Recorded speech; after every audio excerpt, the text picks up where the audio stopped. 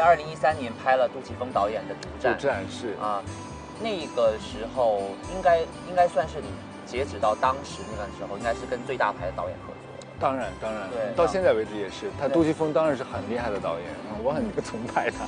那个戏里面有孙红雷呀，古天乐呀，你当时还记不记得拍那部戏的时候那个感觉是什么？我那是第一次跟这么大型的，就这么大牌的导演合作，其实那天非常紧张。我记得我第一次跟古天乐对手戏的时候，因为他真的是我小的时候的偶像，就是小时候看电视，我看到的时候我说，哎，古仔，我昨天宾馆里还在播《射雕不是就那个什么《神雕侠侣》，然后古仔说，封杀他，他觉得那个是他很小的时候的作品了。暴露年纪了。对，但所以就那个时候，我第一次跟他坐在旁边，因为我那个戏全程都在抓他嘛，就是逮捕他这样，然后就很紧张。你不敢抓他？抓是敢了，就是我就觉得坐在旁边就千万别出错，别耽误人家，就我很怕耽误他的时间之类的。对，我就想，但是他非常好。我以为他是一个不好接触的铁面冷面对，但是他非常好，他就因为我那个时候听不太懂广东话的，所有的包括麦启光导演当时是我们的执行嘛，就一直说来你来，我云里雾里对啊，自己什么都不知道，但是你又不能说不知道的话，人家要怎么跟你解释？然后古仔就会说好，我来跟他讲，他说你们都不要说话，因为每个人都说我根本就乱了。然后他就跟我讲一会儿要怎么样，眼神要看哪边，因为是一个非常近的一个特写这样，所以对我也很感谢他那个时候对我的一些帮助了。然后跟杜琪峰导演合作真的是非常荣幸。我觉得如果还有机会的话，我可能更好的表现，因为那个时候太稚嫩了，这小孩子。这儿给你什么印象？他非常的酷。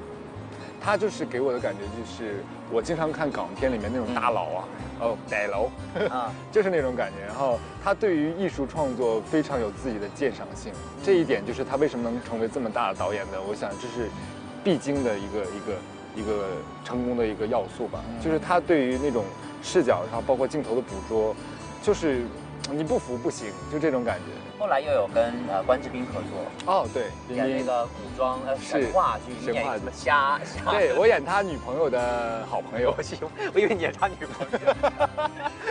当时我们在拍那个戏的时候也很好笑，因为你知道他普通话也不是很好嘛，但是古装戏需要配音嘛，然后我在这里面演虾哥哥了然后他的女朋友是鲤鱼妹妹，听起来是不是脑袋根本听不进去了？对，我们还有感觉我们的那个专访变成了一个什么童话世界？对，但我们还有螃蟹大叔和珍珠姑姑。好的。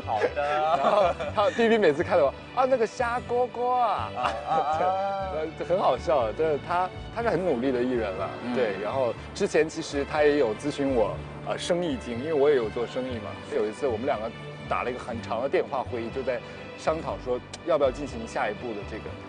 然后最后结束了，从影视合作到商业。是啊，你看这缘分是有多大。其实我知道你从小就也说要不要当一个漫画家嘛。这本书里面，有不少是你自己画的。对，都是我自己画的。其实你是先写字还是先画画？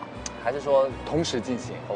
因为画画的时候，其实最小的时候是学的那种中国画、国画啊、工笔啊、水墨。那后来因为考学的原因嘛，就开始学那种立体的那种素描、色彩、速写那种，为了考学而什么央美啊那种，来做的事情。那其实在初中、高中的时候就一直有接触漫画就是日本的很多漫画啊，包括国内的当时很多在杂志上发表的那些漫画，我都有看。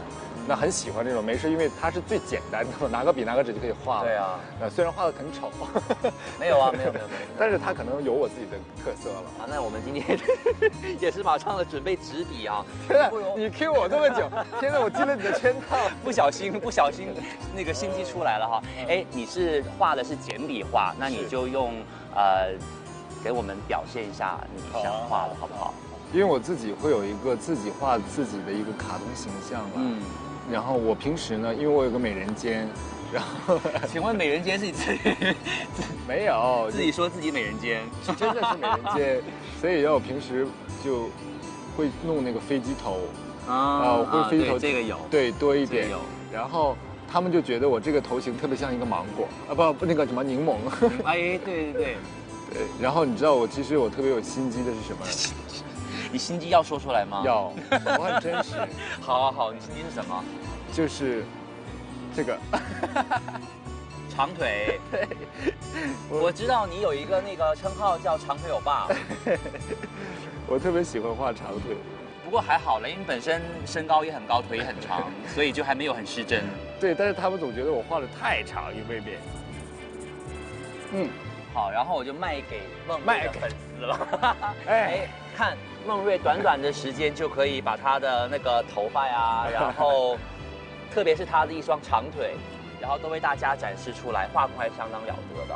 然后接下来在工作上有什么样的？17年我的工作重心都是在戏剧上面，会拍一些电视剧啊、电影啊这样的，多一点在上面了。想一想未来，其实你有没有偶像，或者说你一个希望达到的一个目标？其实我看很多艺人，我分很多种了。有很多人问我你有没有偶像，我当然有很多是我想要跟他拍戏一起合作，想跟他学习的。你像女演员郝蕾啊、于南啊、周迅啊，这当然做梦都想跟他们合作，因为他们就是属于那种电影挂的很厉害的那种，而且真的是很有戏。对，然后你像歌手 Sammy， 这是我一直从小到大的偶像，然后他做人，包括他自己很多对于成长的故事，然后很激励我嘛，对不对？那你像男偶像，像梁朝伟啊这男神级的人物，你跟他来学习那一个眼神，对着镜子那一个梳头，你怎么学啊？对不对？这就是你的楷模啊！好啦，今天非常感谢孟瑞，然后接受我的访问，然后希望工作上越来越顺利。谢谢你，谢谢。